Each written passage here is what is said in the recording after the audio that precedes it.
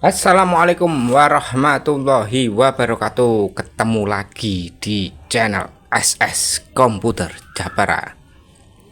Oke, teman-teman, kali ini saya mengedukasi lagi tentang laptop ya. Ini ada satu brand di depan saya. Itu laptop Acer. Serinya Aspir E14. Ini Core i3 ya. Oke. Intel Core i3 generasi 4 ya, 1,7 GHz. Terus HD grafiknya 4400. Ini RAM-nya pakai DDR3 ya, yang low memory. Yang ini 2 GB bawaan. Terus ini sudah i3. Oke, ini masuk servisan dari user juga. Kendala dari keyboard ini hilang. Ini kalau hilang kan di teknisi ada ya, di teknisi punya kanibalan atau res-resan gitu ya. Terus kendala lagi dia itu overhead sering mati, jadi nggak ada 5 menit mati, 5 menit mati. Nah, sekalian kita bongkar dan sekalian saya akan mereview mainboardnya brand Acer ini. Jadi jika teman-teman yang ada di rumah mempunyai laptop Acer seri Aspir E14 ini, jadi bisa di-upgrade atau tidaknya, berapa slot RAM-nya, terus bisa dibuat super cepat atau tidak. Nah, tunggu video ini. Di teman-teman yang di rumah tidak perlu bongkar, jadi langsung beli spare part yang harus dibeli. Oke, kita balik dan kita bongkar. Oke, ini sudah saya balik, terus tinggal membukanya, karena tinggal membuka baut-baut yang sudah ada. Ini saya perjelas lagi, ini serinya Acer Aspir E5 471 ya. Oke, ini saya bongkar, dalamannya seperti ini. Tes. Oke. Nah, ini overheadnya ya. Ini overheadnya ya. Ini kemarin sempat tak bersihin nih, udah bener-bener overhead. Dan ini bukan debu doang, ini bisa dilihat dari teman-teman ya. Ini debunya itu udah debu kayak sawang gitu ya, jadi sudah menggumpal, dia sudah menggumpal, sudah banyak apa ya namanya, seperti ini, sampai ada hewan yang masuk juga. Dan ini sangat berbahaya, dan ternyata alhasilnya ini fan-nya mati, jadi dia bisa hidup laptopnya, cuma dari fan-nya itu harus ganti, karena ini sudah tak beliin, cuma dari usernya dipending dulu karena mau menabung untuk membeli SSD dan RAM.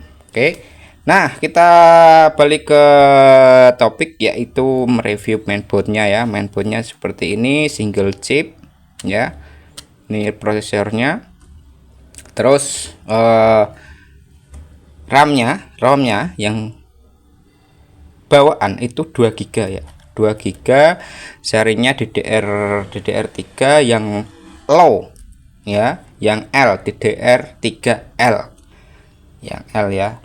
Terus ini bisa di-upgrade jadi 2 slot ya, terserah mau ditambah 8, mau ditambah 4 GB lagi atau apa, jadi bisa di-upgrade. Dan harddisknya standar ya, bawaan, dan tidak ada support NVMe. Jadi kalau mau mengupgrade menggunakan harddisk yang 2,5 inch ya, mau merek apa aja terserah, yang penting kualitas terjamin. Jangan nyari yang low budget dulu ya kalau masalah SSD, karena SSD-nya itu untuk sistem, jadi biar nggak rawan gitu ya. Karena banyak beredar brand-brand yang baru-baru itu low budget tapi kualitasnya sangat minim. Dia kalau kena panas, biasanya rata-rata kalau SSD kena panas, health-nya itu kesehatannya turun dan temperaturnya naik. Nah itu bikin sering mutamati itu ya.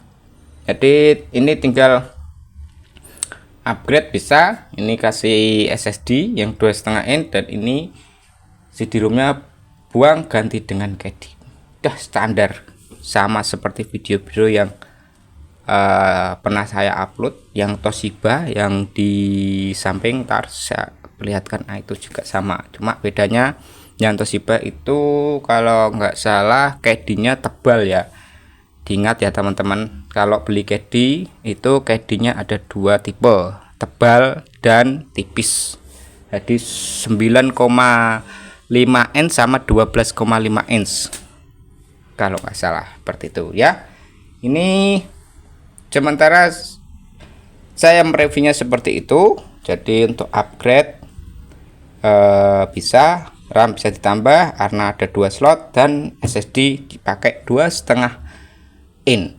Dan perlu diingat, laptop yang seperti ini bukan Acer doang, tapi semua brand kalau keyboard tanam itu seperti ini ya teman-teman. Nah dia di casing atas, jadi ini harus ekstra pembersihan. Jadi jangan sampai ada debu yang sangat merugikan teman-teman ya, terutama keyboard yang tanam seperti ini harus sering membersihkan, apalagi kalau sekali bongkar harus dibongkar total. Dan perlu diingat juga, ini brand ini atau yang model seperti ini itu kalau overhead itu rawannya juga di sini ya teman-teman.